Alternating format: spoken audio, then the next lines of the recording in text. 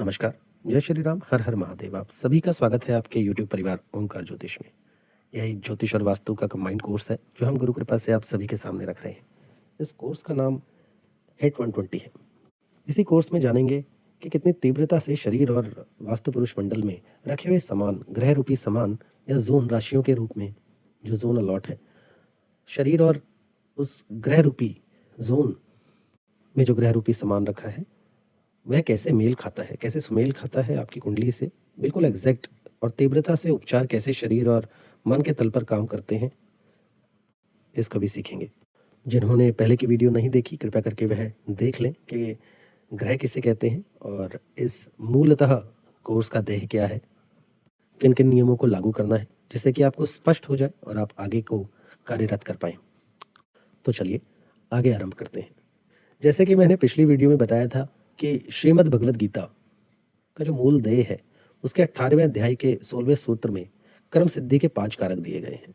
ये कर्म सिद्धि के कारक परम श्रद्धे गुरुवर के द्वारा ज्योतिष के रूप में सहेजे गए हैं। कहाँ पर वह कार्य करते हैं इसके बारे में साथ साथ में सीखते चले जाएंगे। जो कि ये भगवान के श्रीमुख से आ रही है बात, तो यह काटे हैं। याद रहे, कर्म सिद्धि के 5 कारक में पहला कारक है कर्ता।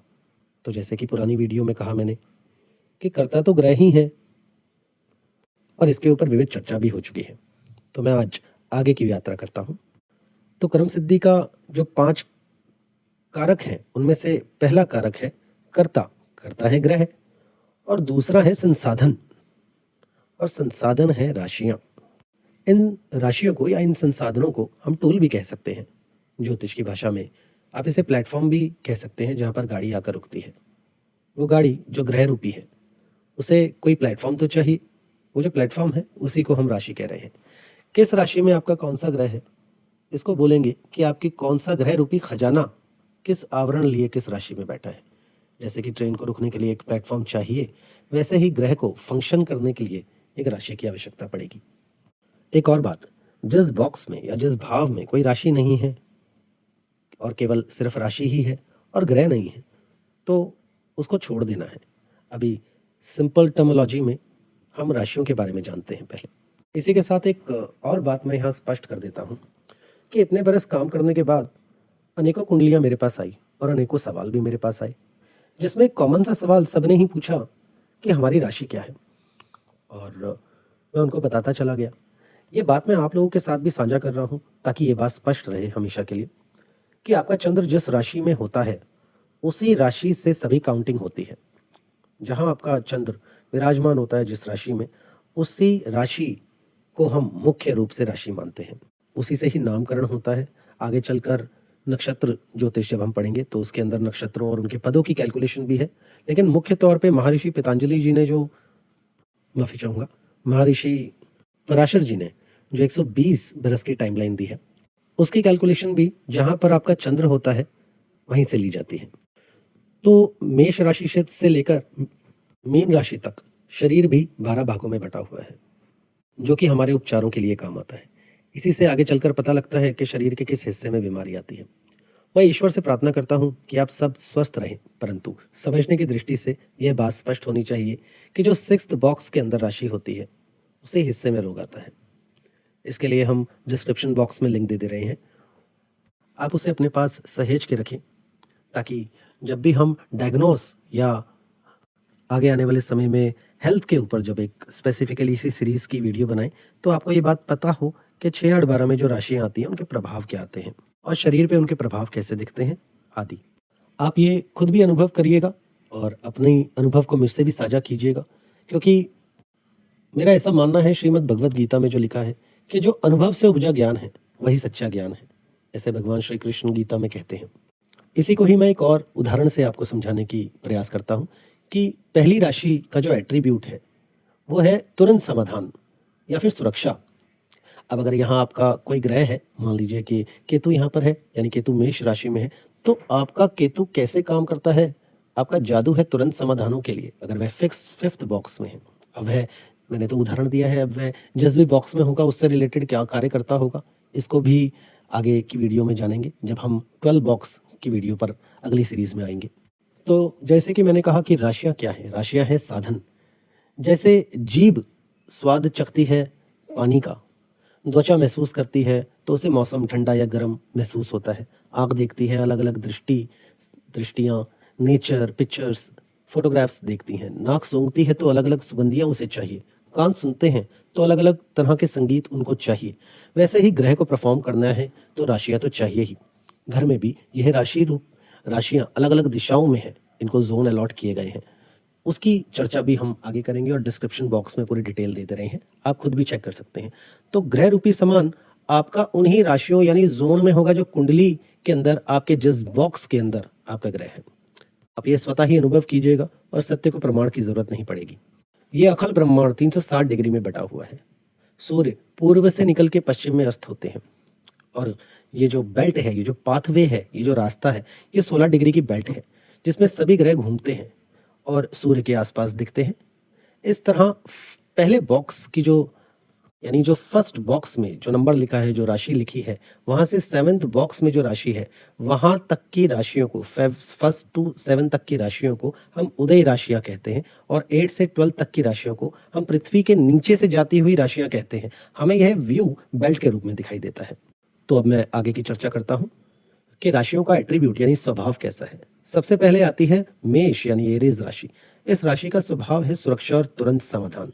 अगर किसी की भी कुंडली में यह मेष राशि सेकंड बॉक्स में आ जाती है तो उसके परिवार वाले या कुंबे वाले उसी से ही बस तुरंत समाधान या सुरक्षा की ही उपेक्षा करेंगे। याद रहे, यह आपकी कुंडली आप ही का पंच हुआ कार्ड है ईश्वर के द्वारा। तो समाज या सामने वाला आपसे वही चाहता है जो सबकॉन्शियसली, जो कि जिस घर में जो राशि है और जो ग्रह है। जैसे अगर किसी के 7th बॉक्स में ये मेष राशि होगी तो उसकी या उसके लाइफ पार्टनर या फिर बिजनेस पार्टनर की क्या अप्रोच होगी कि बस तुरंत समाधान दे दें और सुरक्षा की दृष्टि से वह कार्रवाई करें, क्योंकि यह गुण इस राशि के स्वामी जो कि मंगल का है और उसका तत्व भी अग्नि तत्व से मिलता है। तो सुरक्षा और समाधान पहली राशि का एट्रीब्यूट है। याद रहे, जिस भी बॉक्स में आपकी कुंडली के 12 बॉक्सेस में जिस भी बॉक्स में वह राशि आएगी उससे रिलेटेड अप्रोच आपकी और सामने वाले की आपके लिए हो ही जाएगी। मेष राशि के बाद आती है वृषभ राशि यानी टॉरस। इसकी खासियत है चलते रहना, नियमित चलते रहना। उदाहरण के तौर पर ये चलते रहने की राशि है। जैसे पुराने ज़माने में आपने देखा होगा कि जो कोल्हू का बैल है वह चलते ही रहते हैं। और पृथ्वी तत्व होने के कारण, इस राशि का जो गुण धर्म है होने के कारण, यह कुंडली के जिस भी घर में होता है वहाँ की यादें या अनुभव बिल्कुल स्थिर पृथ्वी की तरह जड़ हो जाती हैं। मैं इसको एक उदाहरण से समझाता हूँ। जैसे अगर ये राशि कुंडली के 4th बॉक्स, चौथे बॉक्स में आती है तो व्यक्ति के अपने घर और स्कूल जो बेसिक लर्निंग्स का समय है, 1st to 12 तक का या ग्रेजुएशन तक का जो समय है, उसकी शिक्षा में जो भी उसको अनुभव मिले हैं वह उसके सबकॉन्शियस में हमेशा स्थिर रहते हैं। आप ये खुद भी अनुभव करेंगे। घर में जैसी जैसी यादें बनती हैं वह सारे जीवन बनी ही रहती हैं। आप खुद भी अपनी कुंडली में यह देख सकते हैं कि वृषभ यानी 2 नंबर की राशि जहां होगी वहां के अनुभव स्थिर हैं आपकी बुद्धि विशेष के अंदर। तो मैं आगे बढ़ चलता हूं। तीसरी राशि है मिथुन राशि यानी जेमिनी राशि और इसका गुणधर्म है एक जैसे दो, क्योंकि ये बुध की भी राशि है, इसीलिए यह नेटवर्किंग की भी राशि है, वाणी की भी राशि है। आप इसके सिंबल से भी इसे पहचान सकते हैं। शरीर में इनका स्थान आपकी बाजुएं हैं। कौन सी बाजू पे कौन सा उपचार डलना है, सीधे हाथ पे या उल्टे हाथ पर, इसके बारे में भी चर्चा करेंगे क्योंकि वह डिग्रियों के ऊपर बेस्ड है। और अगर यह किसी के लगन यानी पहले घर में यह राशि होगी तो वह व्यक्ति बहुत बातचीत करने वाला होगा, क्योंकि वाणी की राशि है, बुध वाणी से संबंधित है, तो बात करना लगातार ऐसे व्यक्तियों को बहुत अच्छा लगता है।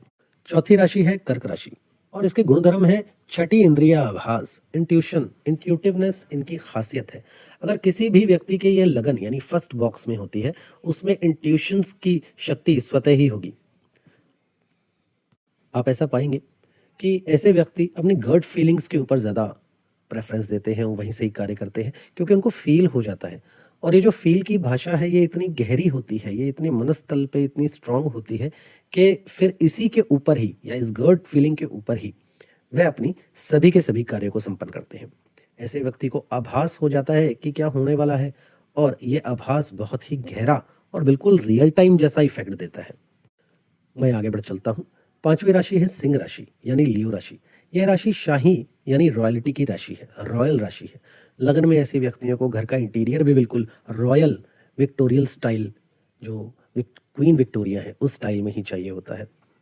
कर वसूलने की इनका स्वाभाविक कार्य है।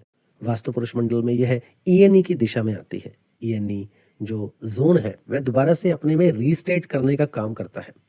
वहां के जो देवता है प्रजन्य और मुख्य नाम के, प्रजन्य यानी वर्षा का देवता भी कहते हैं, प्रजन्य देवता को यानी वर्षा का देवता भी कहते हैं। तो जैसे ही हम अपनी आनंद की अवस्था में होते हैं तो हम अपने आपे में महसूस करते हैं। तो ये राशि दोबारा से अपने आपे में लाने का भी कार्य करती है। यानी का जो एट्रीब्यूट है वह सभी एट्रीब्यूट इस राशि में पाए जाते हैं। ये सभी इसके पर्यायवाची शब्द हैं, राजा, कर, लगान। तो राजा आपसे पुराने जमाने में जाएंगे तो राजा कर लेते थे, तो आज के कॉन्टेक्स्ट में सरकार को भी यह राशि डिनोट करती है।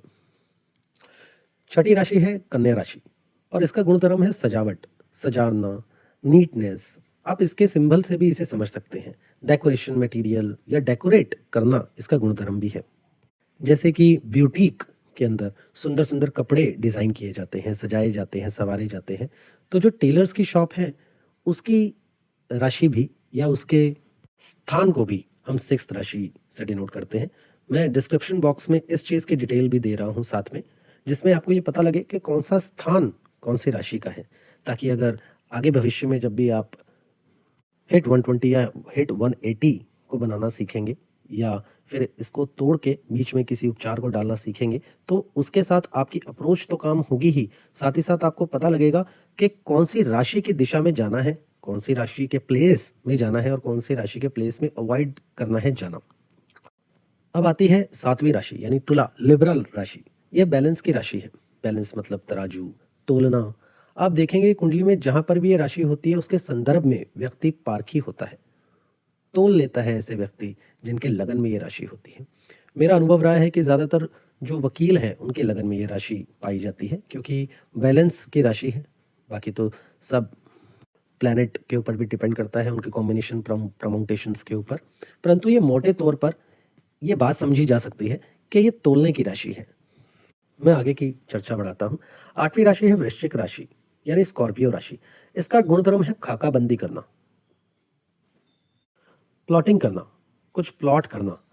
जल के तत्व होने के कारण बहुत ही गुप्त बनाए रखने में ये माहिर होते हैं जहां पर यह राशि होती है।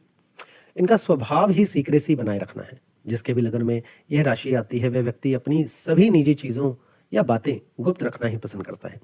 याद रखें जल तत्व में तीन राशियां आती हैं, कर्क राशि, वृश्चिक राशि और मीन राशि। यह तीनों पानी ही है परंतु गुणधर्म अलग अलग है। कर्क राशि का पानी नदी में बहता हुआ जल है, वृश्चिक राशि का पानी अंडरग्राउंड सीक्रेट वाटर है और जो मीन राशि का पानी है वह पानी समंदर का पानी है। मैं यहाँ पर एक निज अनुभव भी साझा कर देता हूँ कि जिस भी बॉक्स में राशि आती है अगर उससे संबंधित हम सीक्रेसी बनाए रखते हैं तो उस हाउस से रिलेटेड जितने भी शुभ सिंबल्स हैं या शुभ कर्म हैं या जो शुभ इफेक्ट हैं वह हमको मिलने शुरू हो जाते हैं। हम जैसे ही जिस बॉक्स में कोई ये जो राशि है, मान के चलिए कि फर्स्ट बॉक्स में 8 नंबर लिखा है, वृश्चिक राशि है, लगन में ही वृश्चिक है। अगर ऐसा व्यक्ति अपने ही सीक्रेट किसी को बताता चला जाता है तो इस राशि का प्रभाव पूरी तरह से मिल नहीं पाता है और ऐसा भी हो सकता है कि उसके जीवन में जो पर्सनल काम है, कार्य जो है वह घटित अच्छे से ना हो पाए। आप स्वतः ही अनुभव कीजिएगा इस बात को। नौवीं राशि है धनु राशि यानी सेजिटेरियस राशि। अग्नि तत्व की ये राशि होने के कारण इस पे हमेशा जल्दीबाजी रहती है। आधा व्यक्ति आधा घोड़ा। वास्तु पुरुष मंडल में नॉर्थ ईस्ट में यह राशि आती है, इसलिए मोटिवेटर और फोकस की राशि भी बन जाती है। ऐसे लोगों को भी जल्दीबाज या जल्दीबाजी रहती है आगे कार्य करने की। 10वीं राशि है मकर राशि, चेस बोर्ड। इसका एक और सिंबल है, स्ट्रेटजी की राशि है। साउथ 180, S4 और S5 बृहस्पति और यम नाम का देवता साउथ 180 डिग्री पर आता है वास्तु पुरुष मंडल में। यह नीति की राशि है और इसका सिंबल है आधा बकरी और आधी मछली। इससे पता चलता है कि यह काम करते हुए आगे धीरे धीरे बढ़ जाते हैं। अगर जरूरत पड़े तो किसी भी बात के लिए गहरी सोच भी रखते हैं, जैसे मछली, क्योंकि आधी मछली का शरीर है और आधा भेड़ का शरीर है, तो भेड़ जैसे छोटे छोटे कदम रखते हुए पहाड़ पे चढ़ जाती है, और जब कोई गहरी सूझबूझ की बात होती है, उतना ही ये समंदर में गहरी गोत लगाकर वह गहराइयों में जाकर उस प्रश्न का भी उत्तर निकाल लेते हैं। 11वीं राशि है कुंभ राशि यानी एक्वेरियस। यह राशि उदारता की राशि है। सहायक इनका मुख्य गुणधर्म है।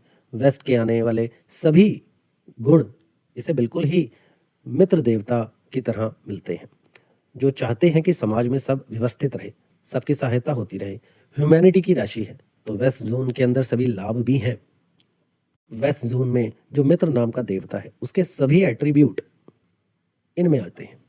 आप इनके सिंबल से भी इनको पहचान सकते हैं। एक व्यक्ति हाथ में घड़ा लेकर पानी पिलाते हुए हैं। जब आप ध्यान से समझेंगे तो आपको इनमें वरुण देवता के गुणधर्म भी दिखाई देंगे, क्योंकि वेस्ट जोन में ही वरुण देवता आते हैं, जो किसी विशाल समंदर में, जैसे जिसके 5th बॉक्स में यह राशि आती है, तो उसके बच्चे ही ह्यूमैनिटी या जन कल्याण की भावना रखते होंगे, या ऐसे कार्यों को करते होंगे जिनमें जन कल्याण की भावना हो। लगन में आकर व्यक्ति को सभी का कल्याणकारी स्वभाव ऐसा व्यक्ति का व्यक्तित्व बना देते हैं। 12वीं राशि है मीन राशि। लगन में आते ही यह व्यक्ति को रिसर्चर बना देती है। व्यक्ति खोजी प्रवृत्ति का हो जाता है। सर्च फॉर द बेस्ट यही इसका एजेंडा भी होता है, और बेहतर और बेहतर और बेहतरीन से बेहतर। इसके लिए इनकी कोशिश लगातार R&D या रिसर्च के विषय में ज्यादातर रुझान इसी तरफ रहता है।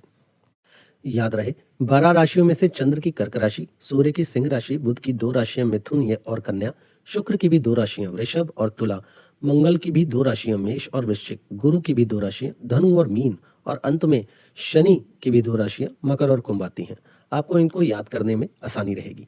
चलिए अब आगे बात करते हैं राहु और केतु की। राहु और केतु के भी इस नियम को याद रखने के लिए आपको राहु और केतु की अपनी कोई राशियां नहीं होती, परंतु वे जिस भी राशि में बैठ जाते हैं वह उसके ऑनर बन जाते हैं।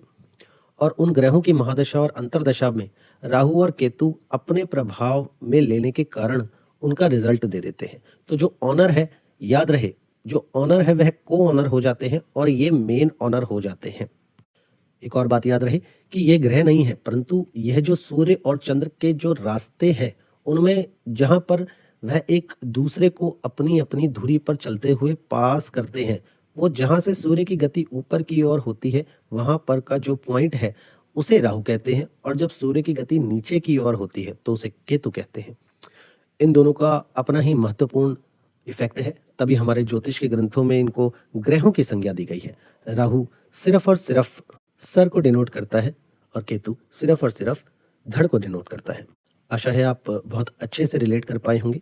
अपनी कुंडली में इसे रिलेट कीजिए, प्रैक्टिस कीजिए, क्योंकि अभ्यास से ही ज्योतिष की गणनाओं को, गहराइयों को जाना जा सकता है।